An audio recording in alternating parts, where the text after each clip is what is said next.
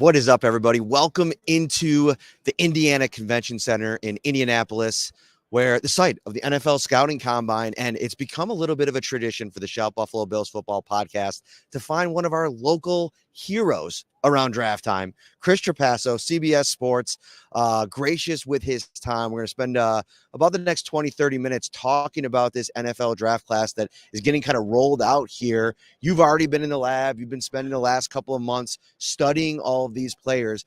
I guess like the best place to start is like a 30,000 foot view of like how you view this draft class. Like, is it one that you think has the potential to be top heavy and everybody in the first round has the potential to eat? Or is it something where, hey, that second and third round is where I'm really looking for teams to add talent? I think more so than the last couple of years, this draft class at the top is really, really good. The quarterback class is deep. You have the big three of Caleb Williams, Drake May, and Jaden Daniels. I even like the rest of the quarterback class, J.J. McCarthy. I like Spencer Rattler. Wide receiver class, it kind of is par for the course. Just so many colleges have good receivers, but it's a loaded wide receiver class, depth and top end talent. And the edge rusher group is also very good. Corners good.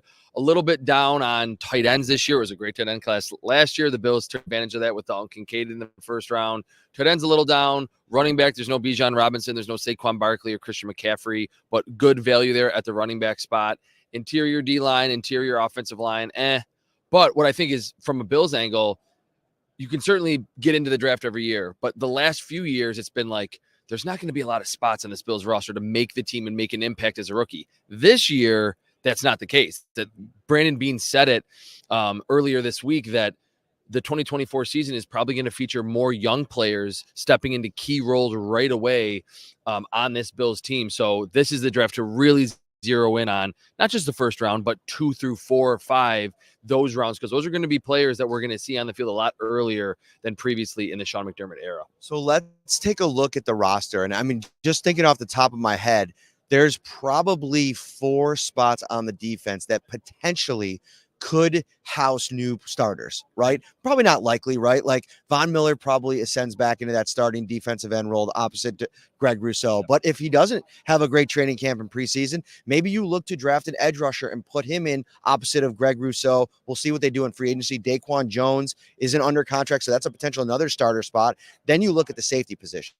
And right now, the future for Micah Hyde is very much up in the air. Jordan Poyer, you can save $5 million if you move on from him. So looking at those 2 spots, at the point of attack and then on the back end, where do you feel like there's the potential, like, you know, from a person that follows the Bills very closely, this is a guy that I'm kind of looking at right now in the process that no matter where you can get him is somebody that can fit in, start right away, and maybe be an impact player? Yeah, I'll go through all 3 positions. I'll start at the edge rusher spot. Chop Robinson has been a name over the last couple of days. Daniel Jeremiah sent him to the Bills at 28 in his most recent mock draft for NFL.com. He is in the Von Miller mold that we've heard about the last couple of years, that Von was being a mentor to Gregory Rousseau and AJ Epinesa, and I think he probably had an impact. We've seen those players develop. But Gregory Rousseau is 6'7", 260. Von Miller is like 6'2", 240. Right. That's what they would get with Chop Robinson, who is an outside speed rusher, bend, dip around the corner, not quite Von Miller-esque in terms of his profile, what he can do at the point of attack, but that type of. So Chop Robinson is the one that I think would make a lot of sense. And for as much as Bills fans want that wide receiver in the first round, remember, just last year, 4 receivers went right off the board, right in front of the Bills. We'll never know what their plan was had more receivers been on the board along with Dalton Kincaid. So you have to plan for everything. Interior defensive line, I'm a big advocate, and I know you are too, Matt, waiting on that position. You have Ed Oliver. You paid him the money. He got the big deal and then had his best season in 2023. To give a big body to eat blocks, I think that will probably be addressed in either free agency or you can get that guy later in the draft. T'Vondre Sweat from Texas is this big 6'3", 6'4", 300 and almost 50-pounder. I don't know if you use a first-round pick on that type player. Chris Jenkins from Michigan, his dad played in the NFL as a defensive tackle, was really good. He's good too. Seems like a day 2 type of player. Pick him at 60. He's going to play all up and down the line. Is he going to have a crazy big impact? Probably not. And then at safety, Cam Kinchins from Miami is the one that's the most intriguing to me because of the connection that the Bills have. They bring in Jamil Adai as their new secondary coach, who was at the University of Miami. And we always, after the draft, think back, or I do at least, and go, oh, why did we not put 2 and 2 together? That was a coach that had familiarity, was kind of pounding the table for a specific player. And Kinches is someone that has been on the first round radar for like 2 years. A lot of ball production, I think 8 interceptions or 9 interceptions the last 2 years. Big physical hitter, going to be around 6 foot, 200, 205 pounds.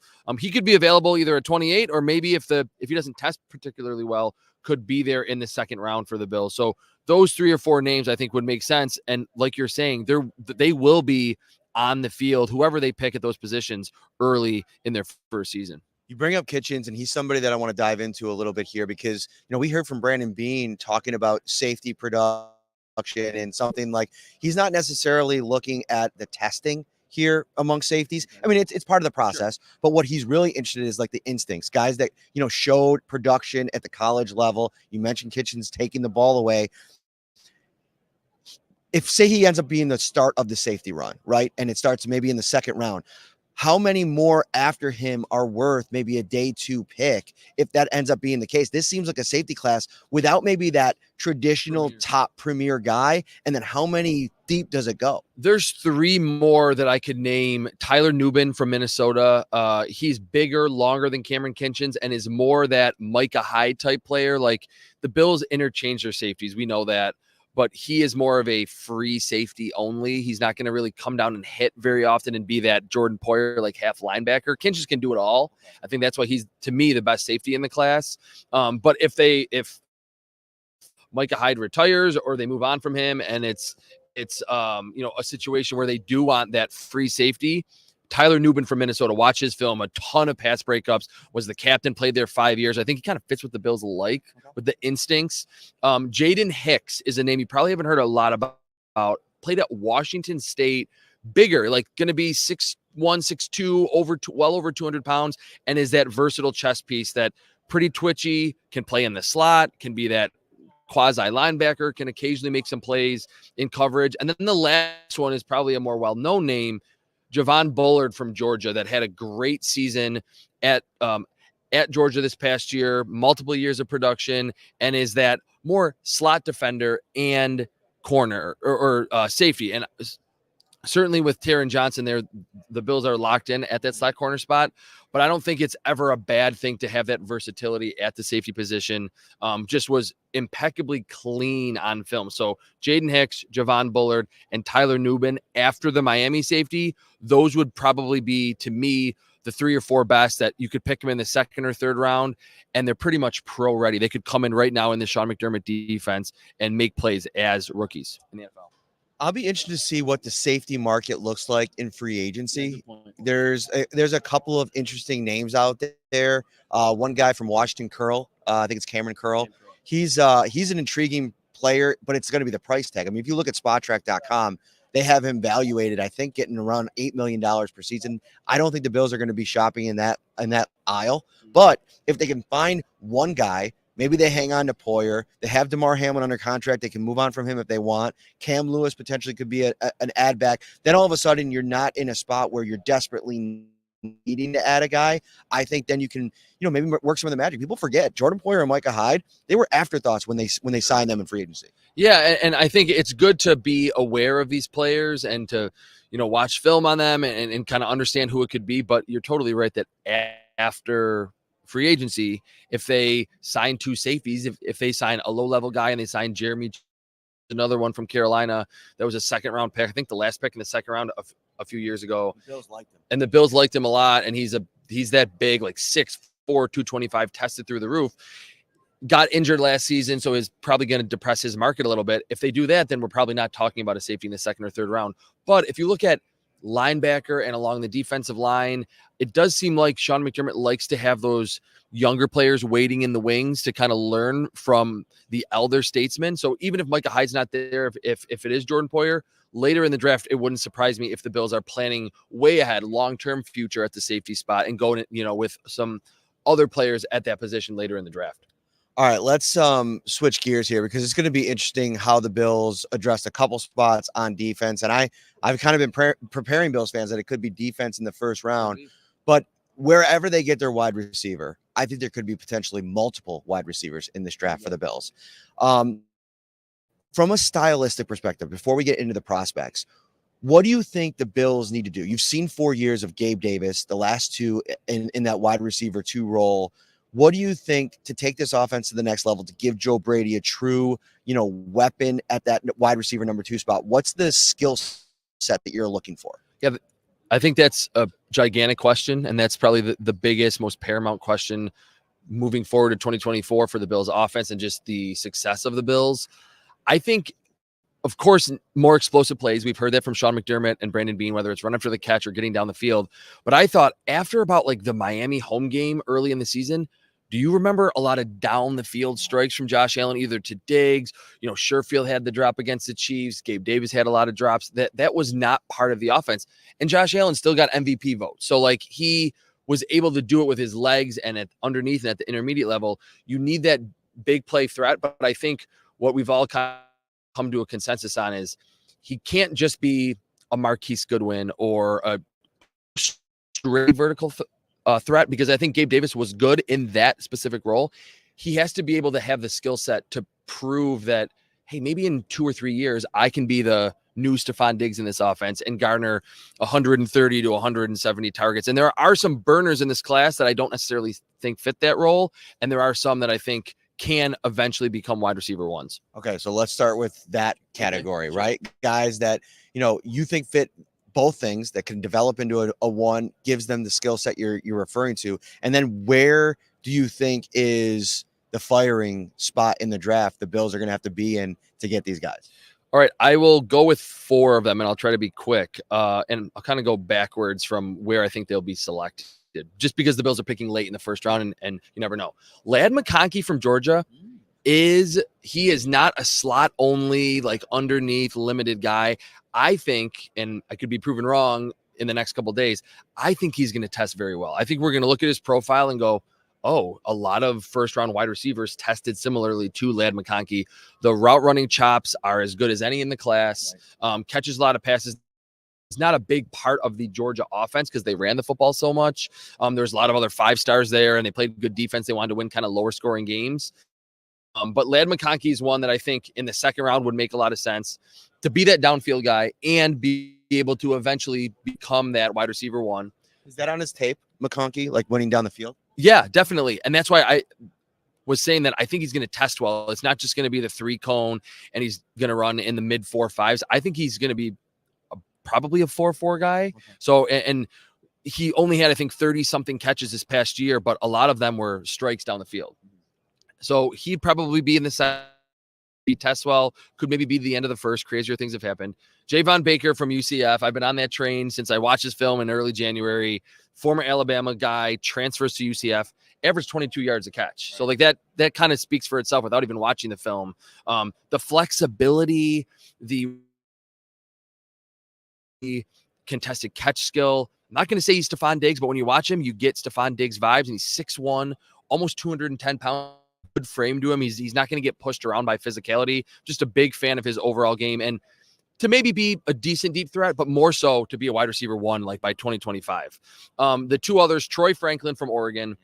I think he's going to run in the 4.3s because he is going to be about 6'2" or 6'3", under 200 pounds. And if you look at the fastest times in the 40, whether it's corner, whether it's wide receiver, they're usually in that 180 to 190 pound range. So he's going to be spindly, but he was on film. And yes, the Pac-12, it doesn't have great defenses, but big play after big play after big play, and the ability to create separation at the intermediate level, running dig routes, running intricate routes to get open. So I think maybe a little rawness to his game because he wasn't facing SEC corners, but he can certainly get down the field and get open. And the last one, Brian Thomas Jr. from LSU. Malik Neighbors kind of stole all the headlines, and he's going to be a top 10 pick, maybe even the first or second receiver off the board.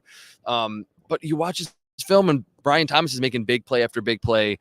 6'4", around 200 pounds, so he's pretty spindly too, and the complete skill set. I'm not going to say he's the best in every area, but you watch Brian Thomas Jr.'s film, like, where's the flaw? Rebounds the football like a power forward.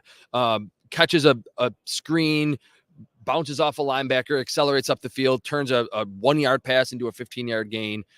the route running skill. They didn't have him run a variety of routes at LSU just because he was such a good athlete, but you see that he's not stiff. He can get in and out of his breaks in a hurry and hit those big plays down the field. So he's someone, it feels like the buzz here in Indy that it would be take a trade up, which we know Brandon Beane's certainly accustomed to get him in the first round. But he would make sense for the Bills to strike both of those boxes to say deep threat immediately as you're learning. And then by year 2, when the Bills may have to move on from Stephon Diggs, he can step into that role.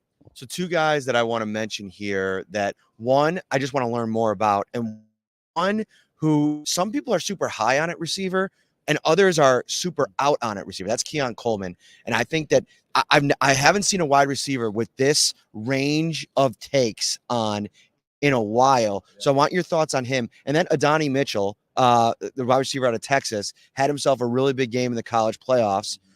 What do you think he offers? Is he a fringe first round guy? And you don't mention him in this list of 4, but is that just from a skill set perspective, or are you a little bit more down on the player? So I'll start with Keon Coleman.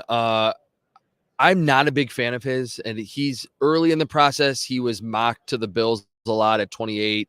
I think that would be way too early. Transferred from Michigan State, had a great season for Florida State this past year, but kind of faded down the stretch. Had a big game in that opener against LSU, caught 3 touchdowns right out of the gate in his first game with the Seminoles. A lot of contested catches where you're not seeing him really ever get open too often. And there were a lot of times where he was in tight quarters and wasn't able to bring down the pass, even though he's 6'3", and maybe 215, one of the more physically imposing wide receivers in this class.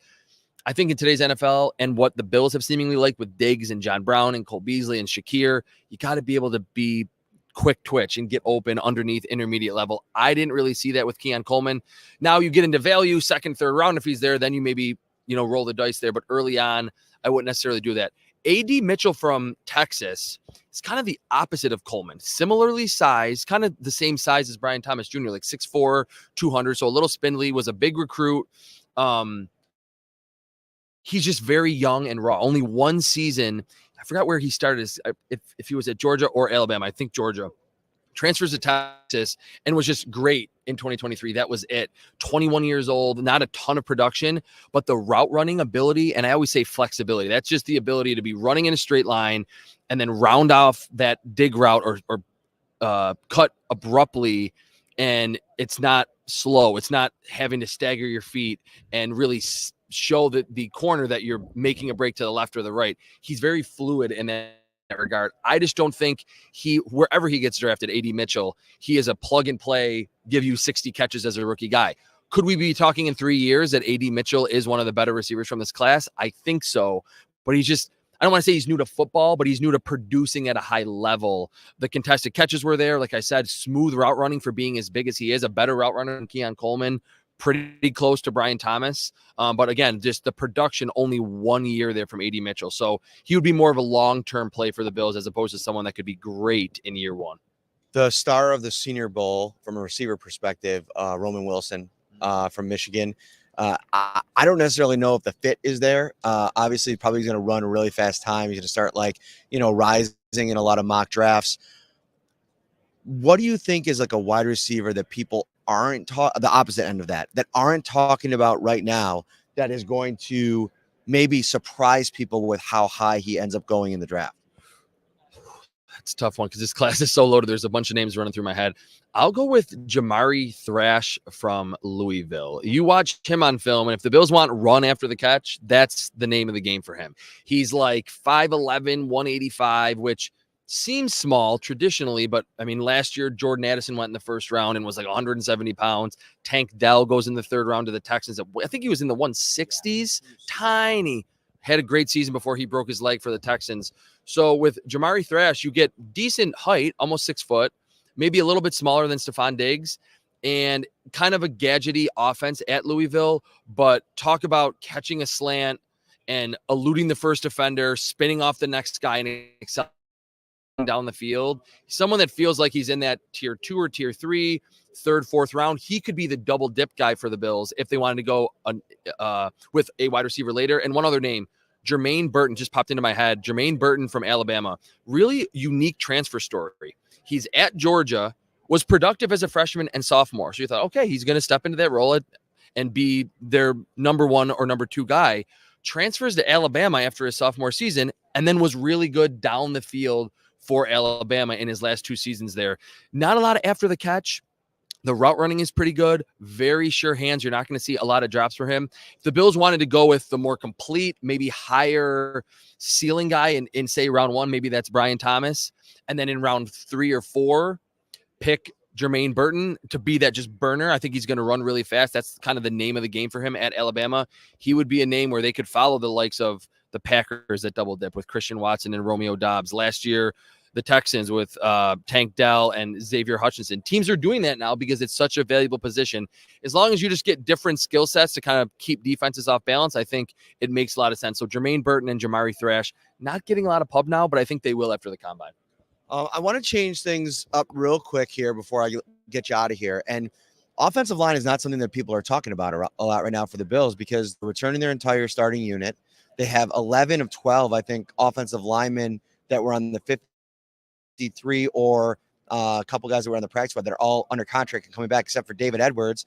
And the scuttlebutt is that he'll be back. Like the opposite of the D-line. Exactly. Like they're totally locked in.